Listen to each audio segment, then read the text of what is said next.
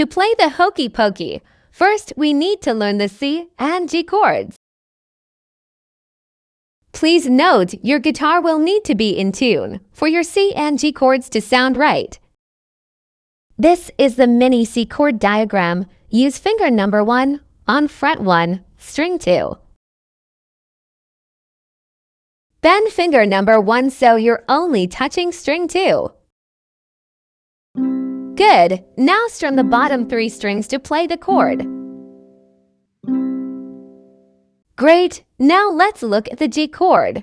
This is the mini G chord diagram. Use finger number 3 on fret 3, string 1.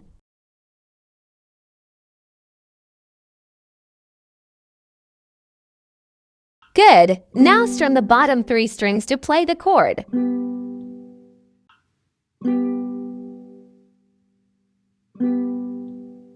Here is a demonstration of me playing C, then G, then C, then G. Practice going back and forth. Now let's until the change is smooth. With the song, strum C where it says C and strum G where it says G. When you see A/, strum the previous chord again.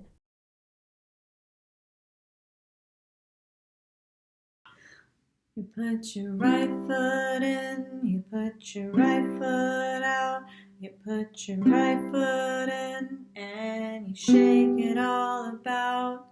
You do the hokey pokey and you turn yourself around. That's what it's all about. You put your right foot in, you put your right foot out, you put your right foot in, and you shake it all about. You do the hokey pokey and you turn yourself around. That's what it's all about. Thanks for watching. Please like and subscribe if you found this helpful.